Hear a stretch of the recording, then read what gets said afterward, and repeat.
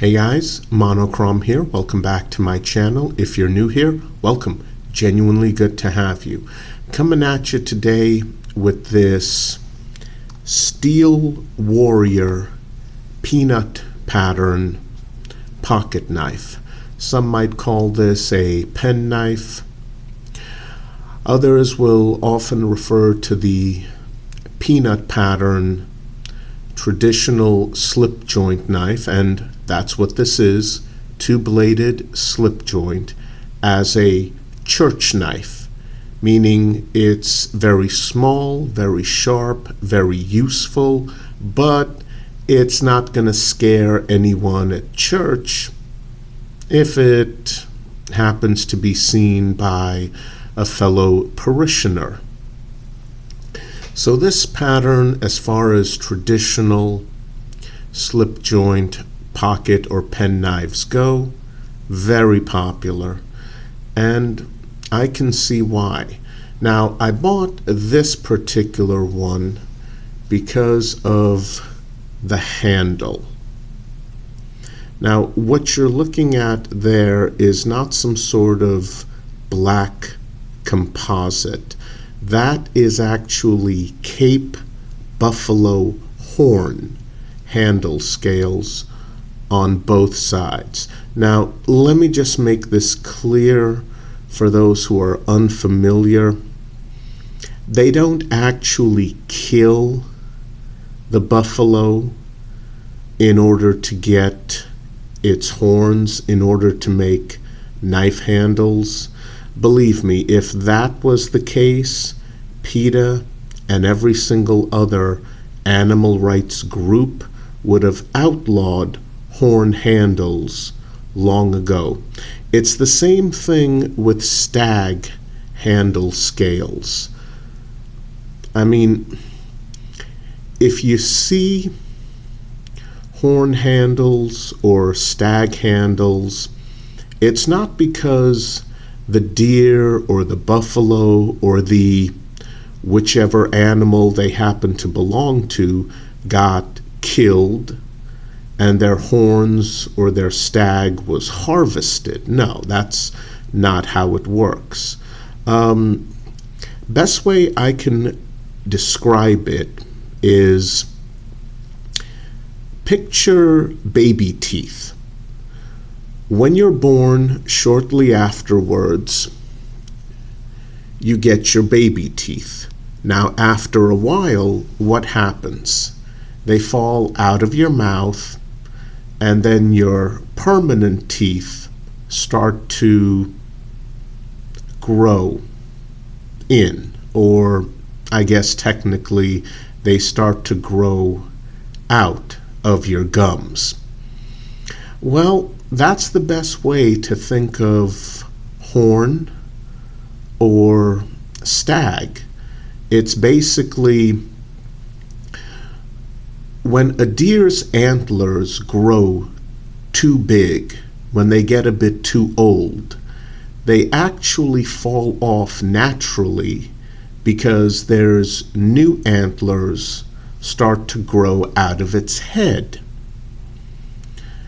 And when that happens, eventually the new antlers will push the old antlers off of the head.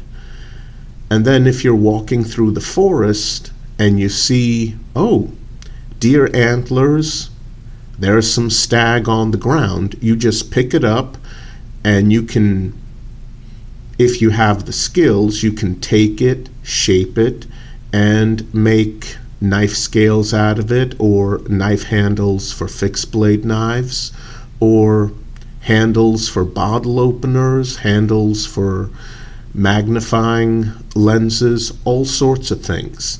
The important thing is the animal is not killed in order to get that material to make, for example, knife scales. And that's the same thing here. These are Cape buffalo horn handles, the black portion. And yeah, you don't have to kill an animal in order to get its horns. So that's definitely a good thing, and morally speaking, I would not have purchased this knife if an animal was killed just to make the handle scales. And on this side it says Steel Warrior. These are nickel silver bolsters on the ends. Now let me show you the box. Here it is. For some bizarre reason, there's a samurai warrior on horseback on the front. Peanut pattern, model number, and as usual guys, specs in the description box below. Make sure to check that out as soon as the video is over. You get this warning. Yeah, California law. And here's a few specs. But yeah, once again, as usual, description box below. After the video is over, I'll have a few more specs, not just these. Now, here's the only thing that really bothers me. I did not realize this when I bought this. I mean, the box is decent for gift giving, but check this out. Steel Warrior by Frost Cutlery. Here's the thing, guys. For those of you who have been with me for quite a while, you know that I am not a knife snob. I like user-grade knives. I like basic steels, whether it's 1095 carbon steel, 440C, AUS 8. I like the non-exotic steels because even though they won't hold an edge nearly as long as the more exotic ones, they are easier to resharpen, and that's important. Some of those exotic steel blades, people who have those either don't use them, or they use them and then they make sure to strop them so they're not actually sharpening them up, because if they ever got too dull, they'd have to send them back to the factory for sharpening because they wouldn't be able to sharpen them themselves. Thankfully, that's not the case with, well, that's definitely not the case with Frost Cutlery, but let's face it, bottom of the barrel, you have knives made in Pakistan. Those are just garbage. And, you know, above that, you've got brands like Frost Cutlery. They make decent quality at best knives. Now, I'll give you guys an example. A couple of these bolsters do have areas which are a bit sharp. So there's that. These pins, 3 on each side, that hold the handle scales in place, yeah, about half of them are flush with the handle scales, which is how they should be, but the rest, yeah, this one's ever so slightly raised up. So is this one, only not quite as badly as this one. This one's flush. This one's flush. This one a little bit raised up. And this one's flush. So, yeah. QC standards. Quality control. It's Frost Cutlery. Would I have bought this knife if I had known I was getting something from Frost Cutlery? Honestly, no. No. So, there's that. But, once again, 2 blades, slip joint. The main blade length is about 2 1/8 of an inch. The cutting edge, 2 inches. Very sharp. This is as sharp as a razor, very acute tip. That's something I do prefer. Now, I will admit that the slip joint is very stiff on this for both blades, and that's a very good thing when dealing with a slip joint. So let's just close up this main very stiff blade and nail nick openers on both sides. Now, one of these two blades, I don't remember which one, comes with a sticker attached that lets you know, hey, here's the tiny little ding in the blade that lets you know this knife has been properly Rockwell tested.